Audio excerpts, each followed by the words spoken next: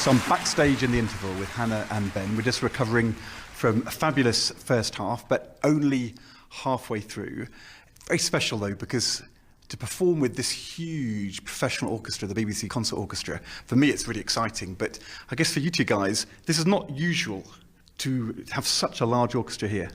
No, it's not. When I was a little girl, my mother is an opera singer, and I used to sit in the stalls of the English National Opera and revel in the orchestra, and to think that I'm singing with the BBC Concert Orchestra myself is just, it never fails to make me tingle. Amazing.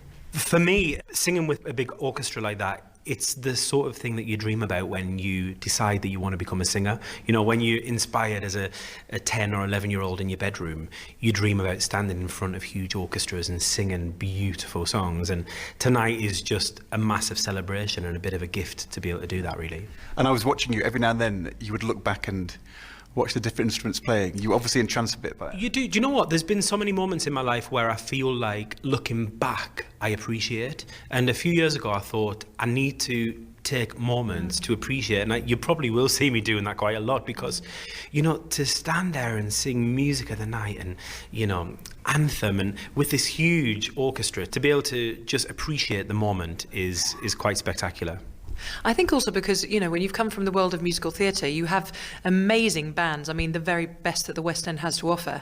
There is something, however, about a concert orchestra, and of course they're doing their classical repertoire all the time. For them to then play our kind of stuff is just the biggest privilege. Yeah. With 70 musicians, I think it is. Isn't that right? Is it 70? Yeah. And they're really good. They're really good. Now, you've both been in this business for, you know, a few years. 95 years. A few years. But what was, for both of you, the moment, the earliest moment where the magic of musical theatre kind of grabbed you, and how old were you? I think the thing that made me want to do it more than anything was Tim Curry, Bernadette Peters and Carol Burnett singing Easy Street from Annie. And it just, like you said, it was the moment that just completely switched me on to it, and I thought I can't do anything else ever again. And then I got to work opposite Tim Curry in Monty Python's Spamalot, so it kind of came full circle, and I've been in love with it ever since I was about 3. Mine was in the Nottingham Playhouse, where Joseph in the Technicolor Dreamcoat was on, the amazing Technicolor Dreamcoat, and I wanted our school to be chosen to be the choir, and we weren't, but I went anyway. No. We weren't, but it was still fabulous. Ben? For me, I think I was inspired by all the movie musicals in the 80s, you know, Annie, Bedknobs and Broomsticks, Grease, all those things. But actually, when I got to the West End and when I first saw Phantom of the Opera, I was sitting, I think, in the gods at the very, very top of the theatre, but was completely taken by the magic. And I think I might have been maybe 10 or 11. Did you ever imagine that you would be the Phantom? No, I mean, I didn't, you know, I didn't even realise really at the time that, I remember getting on the bus after, because we were on a coach trip from Sunderland, and I remember getting back on the bus and saying to my mum, oh, what do all those people do? Like, what are their jobs? What do they do during the day? And I didn't even really realise. And when she said, no, that's what they do. And I was like, that's what I need to be. 100%. I'm not going to work a day in my life. Of all the roles you've played, what was the most special role? And was that from what you now think of your favourite musical, or was there a different favourite to the best role? I think for me, in terms of a kind of calling card, it was when I was the Lady of the Lake in Monty Python's Spamalot. My favourite musical, however, of all time is one that this gentleman has been in. It has to be Superstar for me because it's a rock opera.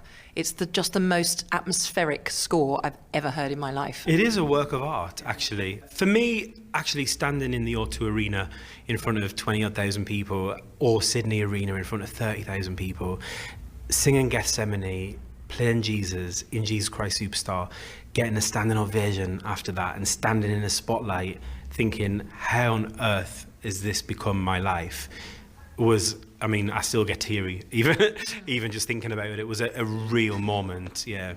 So is that the best musical? There's just joy in all of them. I could never pick a favourite musical. You know, I've seen Les Mis probably 20-something times, Blood Brothers 20-something times, Phantom a lot of times. They all mean and move you into a different story. So how about an ambition?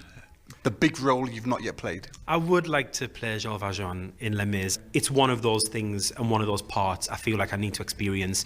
I need to be able to get into the character, and I really want to explore that, yeah. Hannah? Well, I would say as I kind of move to my more senior years, because I was so inspired by Carol Burnett and musical theatre comedy, I would think Miss Hannigan in Annie, or Hello, You can't Dolly. play Miss Hannigan in your 30s. Oh, steady on. Lovely. Or Hello, Dolly, but I'm not sure they'd have someone as giant as me. I'd probably look like a drag queen in the massive hats. The audience are getting back into the hall now. Back to the show.